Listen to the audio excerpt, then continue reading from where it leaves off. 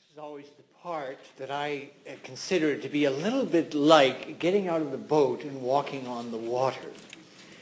And by that I mean it's stepping out of the comfort zone, out of the safety zone, and for me to open my mouth and to begin to speak to you in the hope that something I say may land in a good place within you so that you may be encouraged as you find your way forward along that path which God has established for you from before the beginnings of time.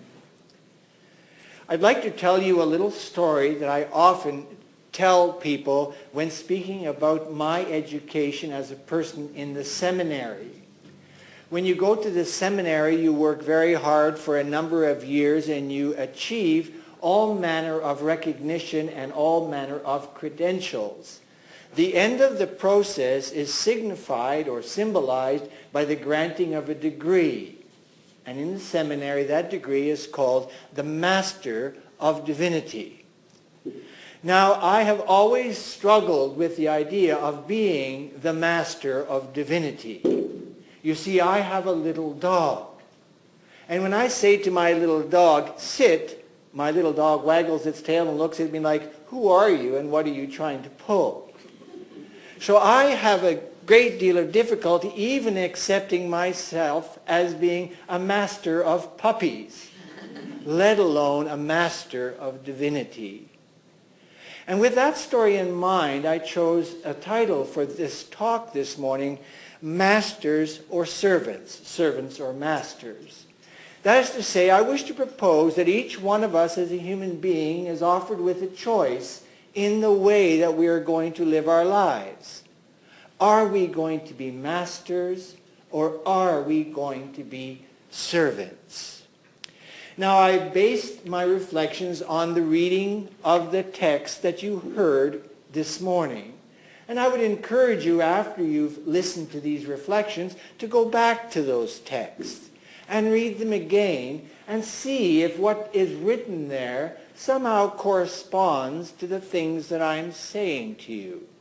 And in this process, you begin to engage the text, work with the text in the way that you might work with a plant in your garden, encouraging the text to come up and reveal its meaning to you. What I want to be clear on is that the meaning I draw from the text is not a definitive meaning. That is to say, this is not the last word. This is simply what I am offering you based on my reflections. Ultimately, the hope of the gospel is that we would each engage the text, the scriptures, we would each struggle with them, and we would each come out of that struggle with some sense of what the text is saying to us. Now, as an appointed minister, as a minister who has had authority conferred on me, both by the courts of the church and by the congregations of the church, I have some sense of responsibility to help you as you struggle for insight concerning the text. And I think the text in Job is particularly helpful to us as modern people. Because in that text, in this particular section of the Job narrative, God is speaking to Job and asking some pointed questions, and they have to do with Job's place in creation. And the basic point of it seems to be that human beings are situated in creation, although they at times presume to make themselves stand over creation. So that rather than being servants in nature, helping nature to prosper and to flourish, they stand over nature, subjecting nature to our kinds of appetites and our kinds of desires. The Job text challenges us to be mindful that there are limits to what we are able to achieve, and in fact there are limits to what we should even set out to attempt to achieve. Now, I want to draw a connection between this old text from Job, which is about 2,500 years, That's an approximation. But I'd like to compare it to some more modern texts. And I have three persons in my mind. One is Francis Bacon, who wrote that what we ought to do as human beings is no longer settle for the life we have in nature, but we should dig around in nature, discover its secrets, and take those secrets, like we might take a recipe, and use those secrets to begin to manage nature. Now, Mr. Bacon sort of sketched out that idea, and it got picked up by another fellow by the name of René Descartes. And René Descartes took it a little bit further by suggesting that if we were successful in the project that Mr. Bacon was proposing, we should become what he called the lords and the masters of nature, so that we could make it serve our desires. And then the third fellow is Mr. Thomas Hobbes, who is in that same group of thinkers who we credit with being the architects of the modern world. Mr. Hobbes said that what we would do from that point on is replace the natural with the artificial. You see, folks were having trouble living in nature because nature had things in it that were not very comfortable for human well-being. We might think of the example of a family picnic and ants or mosquitoes. There's something in us that would love to reach for a can of chemicals, spray it all around, and wipe out those little pests. We don't like them. And that's can of chemical is sort of what René Descartes, Thomas Hobbes, and Francis Bacon had in mind. Why should we be subject to the annoyance of these little insects?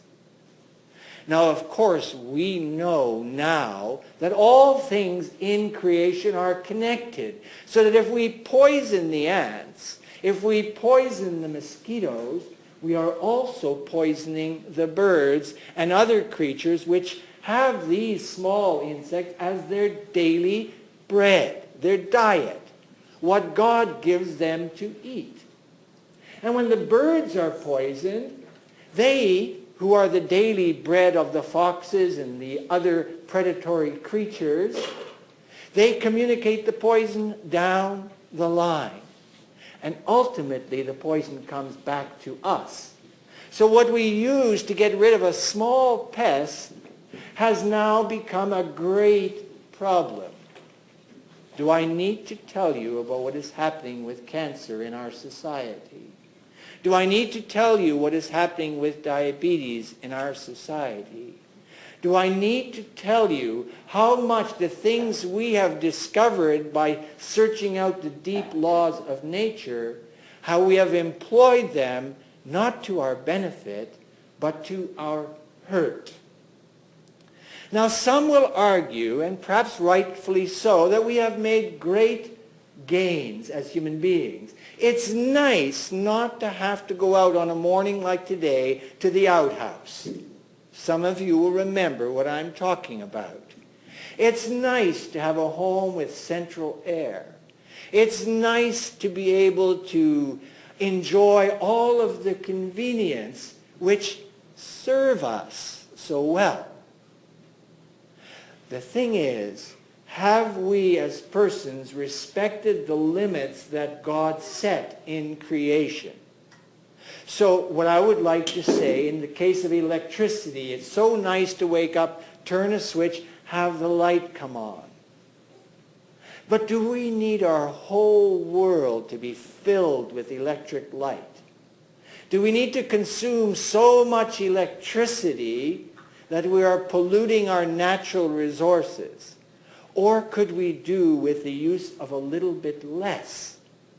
And I'm using electricity as an example, but we could include the multitude of inventions that we have figured out as human beings. A little use of gasoline is good. A little use of electricity is good. A little use of any substance, or what I might properly call the right use of any substance, is good. But the moment we cross a certain boundary, we begin to misuse it or even abuse it. And I would like to propose to you that the state of our present health as people, both mentally, physically, and spiritually, has something to do with our misuse of the things we've invented to control nature. The simplest example I can give you is found in the scriptures, where Paul says in one place, take a little bit of wine with your water because it'll be good for your digestion and it'll be good for the stress that's in you. The rabbis discussed for a long time whether wine should be accepted or refused. They finally decided that it should be accepted, but it should be used rightly. And they understood using it rightly to mean as long as it didn't affect with your ability to be able to pray. So there's a right use for wine, but there's also the misuse where you begin to have the second and the third and the fourth glass. And then there's the abuse. Now the misuse is something we do, but the abuse is something that is often done to us. For an example, in our lifetime, my lifetime, I was born in 1950, our diets have changed in this country. We used to eat food that we produced on the farms and sometimes even in our yards. We used to work with nature so that we could eat. And then we began to use our inventions to master nature, and we began to eat in different ways. And that has everything to do with what we call the processing of foods. Now you are aware of it's become dangerous this past week or two to eat certain meat products because of how they have been treated. That is to say, when we speak of living with respect in creation, all ancient people respected their livestock. We simply treat them like things to be processed and sold. And therefore we get the kinds of dilemmas that we get related to our foods. The Job text reminds us there's a limit to our power. And it reminds us that if we set out to make ourselves the masters of nature, we will inherit consequences that we will not enjoy. Now, those of you who are the elders in this room understand a little bit about the changes that I have noticed. What I would like to point to is the very youngest people in this room, because they will inherit those changes.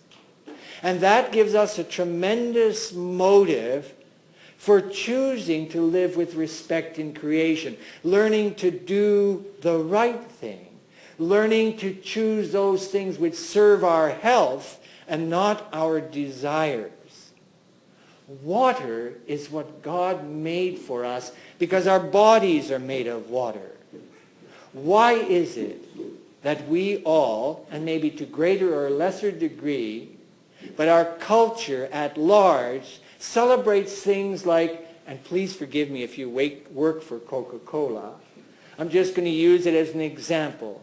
Coca-Cola is just water with lots of sugar and a little bit of flavoring stuff, caramel and such things.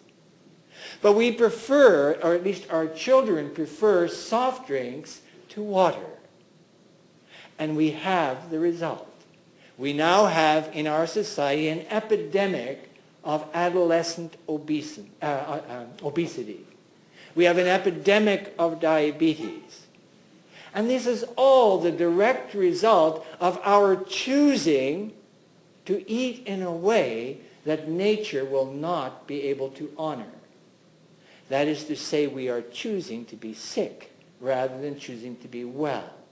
And we are doing this because we have been carefully manipulated by those who sell the things to make money so that they can have power, so that they can become the masters of the world. And those masters of the world aren't content just with making money selling bad food to us, They also want to persuade us that we should give them as much of our money as we can so they can build planes and tanks and guns, so that they can destroy their enemies. So everywhere in the earth you have people wanting to be masters, fighting each other, killing women and killing children, and destroying landscapes and destroying citizens, all for the sake of being masters. This brings us to the Hebrew text and the Mark text. The gospel calls us to reject the idea that we are masters in the world, and calls us to embrace the idea that we are servants in the world, that we work with the ants, we work with the mosquitoes and the birds and the creatures of the forest and the creatures of the water. We help them to be healthy. And in helping them to be healthy, we become healthy. So we are now at a crossroads. The generation in this room that is passing away will not see the worst of it. The generation that is coming to be will see the worst of it. So at this point in time, I'm inviting you to consider the fact that your life decisions be oriented towards being a helper in your home, in your relationships, being a helper in your neighborhood with the folks who live around you, being a helper in your town, working for the common good instead of your own private interest. That is to say, the gospel suggests that Jesus Christ suffered under the masters of the world, and he suffered gladly so that by any means he could set some people free to experience what it means to live with respect in creation. So as you go from this place, as you think about the issues that we face in this town just now, for an example, the idea that we'd like to dig a big hole just across the hill there, are we thinking like masters when we want to do that, or are we thinking like servants? Are we thinking we want more stuff, or are we thinking we want more health for our children?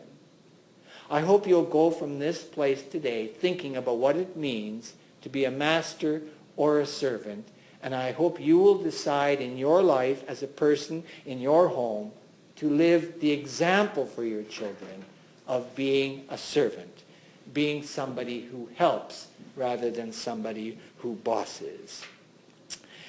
We have an opportunity, and God working with us, we can make a change.